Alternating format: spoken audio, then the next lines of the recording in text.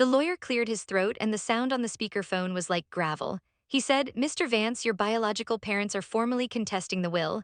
I just sat there, on the arm of my grandfather's old lazy boy. Staring at the phone on the coffee table, I didn't say anything. What do you even say to that? I'm Leo. I'm 29 years old.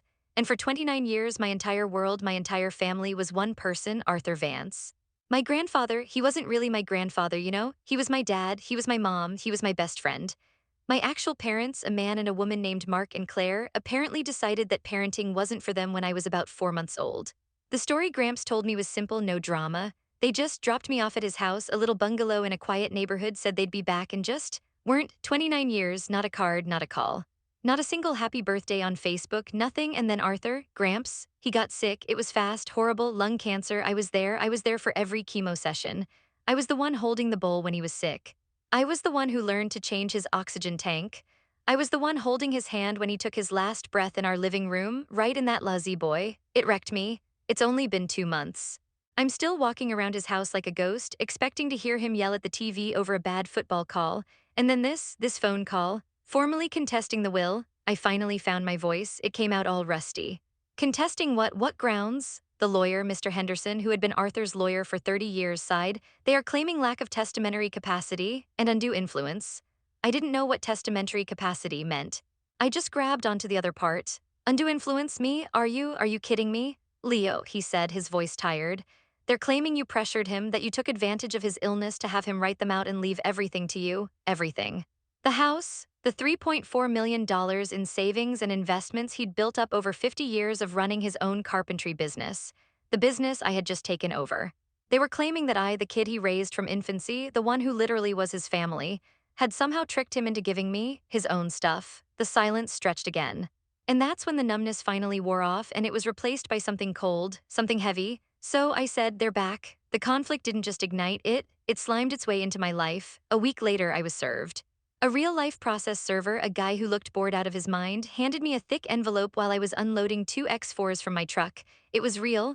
They weren't just threatening. They had filed, Claire and Mark Peterson. My parents, my first thought was Peterson, they're not even Vances. It felt so disconnected, like reading about a character in a book. I had to hire my own lawyer, obviously. Henderson was the executor of the estate, but I needed personal counsel.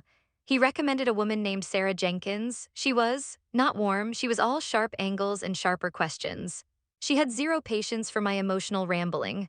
"Leo, stop," she said, cutting me off in our first meeting. I was trying to explain about Gramps, about how he taught me to ride a bike, how he. "I don't care about that," she said. It sounded brutal, but she wasn't finished. "Not yet, right now I care about this." She tapped the file.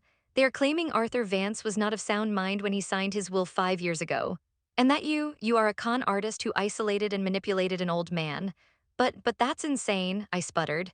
"He was 72 when he signed it, he was still running the business, he was smarter than me, and isolated. I was his family, who else was there? The people suing you," Sarah said flatly. "The children he cruelly abandoned." I just blinked. "Wait, what? He abandoned them, they left me?" Sarah nodded, a small, grim flicker in her eyes.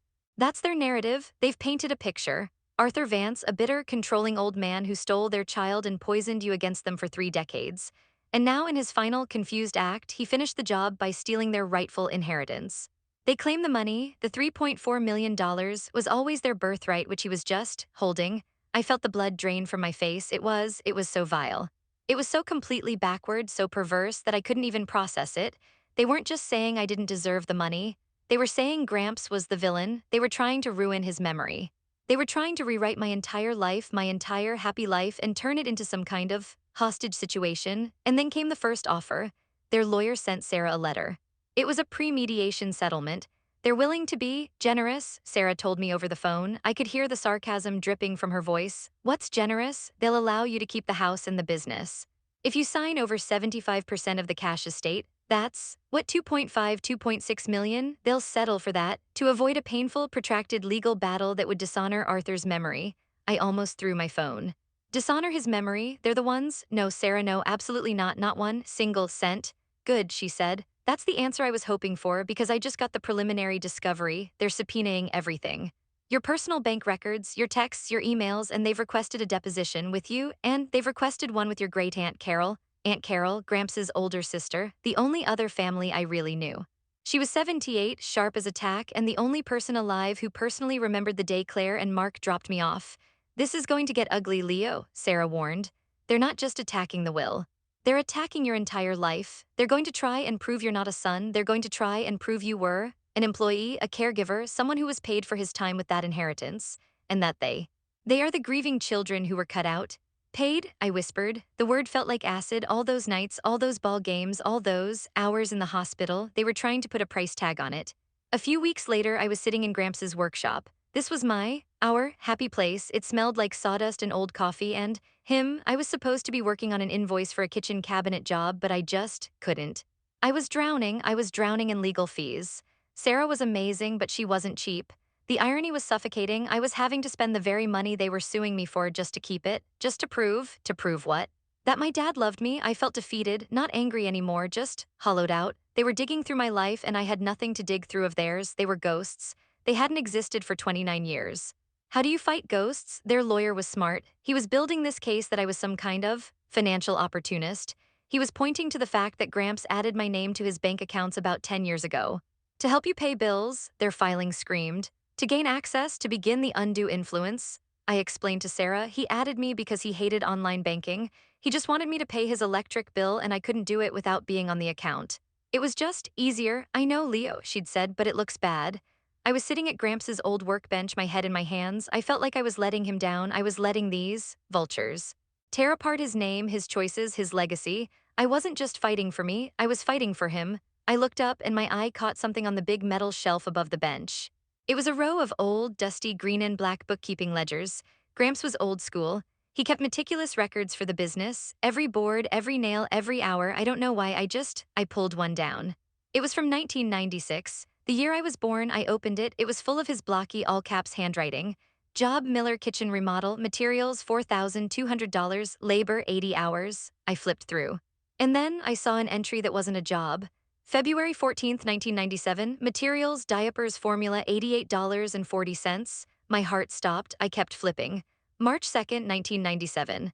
Job babysitting, client Leo, payment $0. I started pulling down more ledgers. 1998, 1999, 2000. He hadn't just kept business records, he'd kept life records. May 2nd, 2001. Job Leo's 5th birthday, materials 1 red bike, $120, labor 4 hours, assembly plus teaching, payment 1 hug. August 22nd, 2014, job. College move in, materials, gas, pizza, $210, labor 10 hours, heavy lifting, payment, thanks dad. I was sobbing, just sitting there, dust and tears all over these pages. He had documented everything.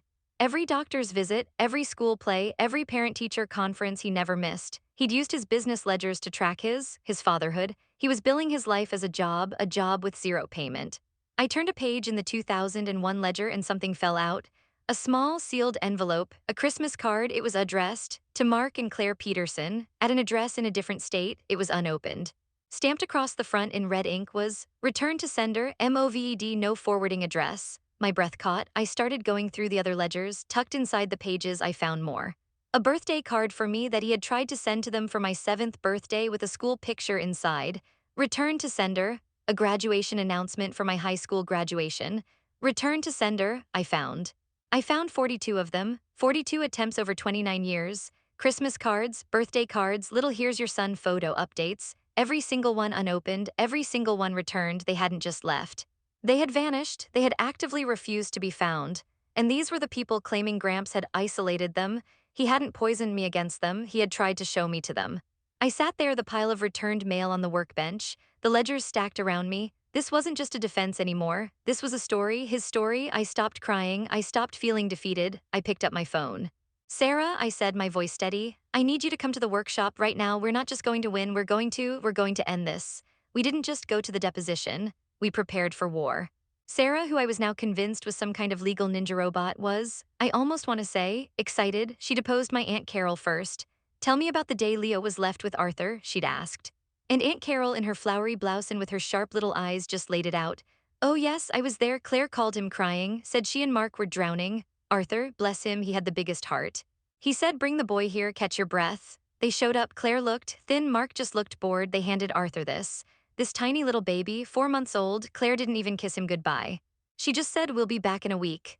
And Arthur? He stood on that porch holding Leo and he watched them drive away. And I looked at him and I said, Arthur, they're not coming back. And he just kissed the top of Leo's head and said, then he's my son now. Their lawyer, this slick guy named, I don't know, let's call him Chad. He tried to rattle her. So you're saying Arthur wanted to keep the child? Aunt Carol just laughed right in his face. He wanted his grandson to have a father, you fool, and since his daughter wasn't going to provide one, he stepped up. It's called responsibility, you should look it up. But the real show was my deposition, and then there's my deposition was first. It was in this sterile conference room, me, Sarah, Chad, and a court stenographer, and them. It was the first time I had ever seen them. Claire, she looked ordinary, middle-aged, trying too hard, too much makeup. Her eyes were puffy and she was dabbing at them with a tissue. Fake Mark, he was just gray. Gray suit, gray hair, gray skin. He wouldn't look at me. He just stared at the wood grain on the table. Chad grilled me for 6 hours. Mr. Vance, isn't it true that in 2015 you had your grandfather sign over power of attorney? Yes. When he had his first hip replacement, so I could pay his mortgage and his medical bills while he was in rehab, it was his idea. Isn't it true you handled all his finances for the last 5 years of his life? Yes. He hated computers. He'd write the checks and I'd mail them, or he'd give me his credit card and I'd order his new boots on Zappos. He hated shopping. So you had full access to $3.4 million. I had access to his checking account, which had maybe $10,000 in it. The investments, the savings, I didn't even know the password to that account until Mr. Henderson, the executor, told me. Gramps handled all of that himself with his financial advisor. Chad kept hammering. He brought up my texts. On October 10th, 2024, just 3 days before Mr. Vance passed, you texted your girlfriend, I'm so exhausted, I just can't wait for this to be over. What did you mean by this, Mr. Vance? Were you tired of caring for him? Were you waiting for him to die? I felt Sarah put her hand on my arm. I looked at Chad and I felt the coldness again. I had been awake for 72 hours, I said, my voice quiet. I was texting my girlfriend that I was exhausted because I had been, personally, cleaning my dying father. I was exhausted because I was watching the only parent I have ever known suffocate. This was the pain he was in. I wanted his pain to be over. How dare you? Even Chad, he flinched. He had no follow-up. He sat down and then Sarah stood up. No further questions for my client, she said. We're done for the day, Chad looked confused. But we haven't deposed my clients yet. Oh, I know, Sarah said, gathering her files. We're doing that tomorrow. I wanted your clients to sleep on that. The next day. That was the climax, that was the movie. They came in looking cocky. They must have thought my emotional outburst was a sign of weakness. Claire was first, Sarah was different. She was quiet, friendly. Mrs. Peterson, she started. It's Peterson now, right? You're remarried? Yes, Claire said, sniffing. Mark Peterson, he's a wonderful man. He adopted my other children. Ah, Sarah said, so not Leo's biological father.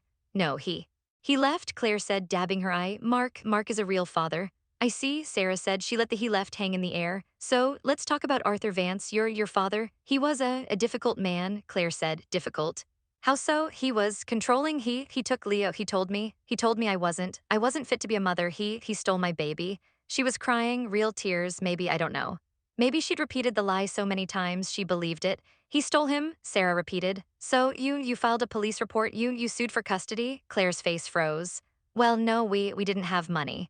He had all the money. We couldn't fight him. I see, so for 29 years you just let him keep your son because you couldn't fight him? We tried to reach out, but he threatened us. He wouldn't let us talk to Leo. He threatened you, Sarah said, raising an eyebrow. How, in person, on the phone? On the phone years ago. He said he'd call the police if I ever came near. Really? Sarah said, because we have Arthur Vance's phone records for the last 20 years and your name, Claire Peterson, or your maiden name, Claire Vance, it doesn't appear not once, not an incoming call. Not an outgoing call. Funny, isn't it? Claire just stared. But you did try to contact him, right? Sarah pressed. You knew where he lived. You knew where Leo was. Yes, of course, we sent letters. And cards. You did? Sarah said. She sounded so interested. That's wonderful because we haven't been able to find any. He must have thrown them away. Claire was getting desperate. He hid them from Leo to poison him against me. Ah, Sarah said. She reached down into her briefcase and she pulled out the 42 returned unopened envelopes. She dropped them on the table. The thud was deafening. These, Sarah asked, are these the letters he hid from Leo? Claire's face went just white. Sarah picked up the top one. This is a Christmas card from 1999 from Arthur to you at an address in Boise. It's return to sender, no forwarding address. And this one, she picked up another, high school graduation announcement, 2014 from Arthur to you, return to sender, and this one, and this one. And this one, she was dropping them one by one in front of Claire.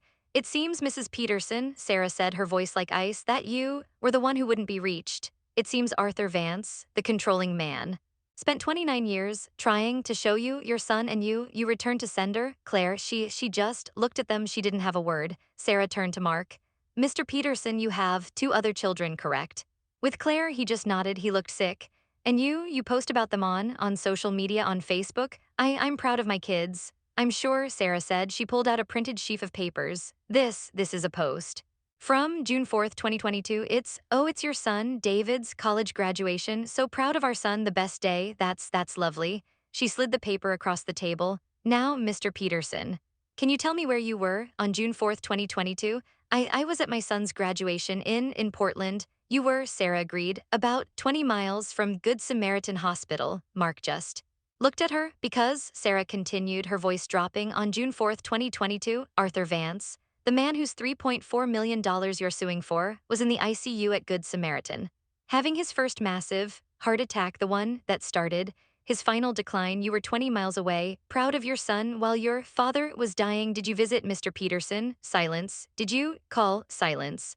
Did you even know, Mark? He just looked at his lawyer, Chad, and Chad, he just slowly closed his binder. He just closed it. My clients have no further statements, Chad said, his voice flat. This deposition is over. Oh, I know, Sarah said. She started stacking the returned letters. I think this lawsuit is over. The aftermath. It was quiet and then loud. 2 days later, Sarah called me. They dropped the suit. I was in the workshop. I sat down just like that. Just like that, she said, with prejudice, which means they can never file it again, ever. It's done, Leo. You won. I didn't cheer. I don't know. I just cried. I just sat on that stool and I cried for Gramps, for me. Oh, Sarah said, and their lawyer, Chad, he's filing a motion to sue them for his legal fees. Apparently, they lied to him too, told him they'd been forcefully kept apart. He's not happy. That made me laugh, a wet, gross laugh, but the story, it didn't stay in that room, Aunt Carol. She's not good with discretion. She was furious. She told everyone. She told her bridge club. She told her church group. She wrote a letter to the editor in our local, small town paper. She didn't use their names. She just told the story. A local hero, a man who raised his abandoned grandson, his memory now defiled by the very cowards who left that child and who only returned for the money, the town. Our towns, they knew Gramps, they knew me. They'd watched me grow up in that hardware store at that workshop, and it blew up. It got picked up by a regional news blog and then a Reddit thread. Someone found the lawsuit. It was public record. They found their names, Claire and Mark Peterson. They were shredded. Mark apparently was some kind of insurance regional manager. His photo was on his company website. People started leaving reviews, not about insurance, about him, Mark Peterson, a man who will abandon you just like he abandoned his son. Claire Peterson returned 42 pieces of mail, but won't return a call. They were destroyed socially, professionally. I got a call from Mark's other son, David, the one from the graduation picture. He sounded just broken. I just wanted to say, I never knew, he whispered on the phone. They told me you were a lie, that your grandfather had paid my mom to give you up. I'm so sorry. I didn't know what to say. It's not your fault, I said. I read the file, he said. The returned letters, my mom, she's a monster. He hung up. I heard about a month later that he and his sister, they stopped talking to Mark and Claire. They lost everything. They lost the lawsuit. They lost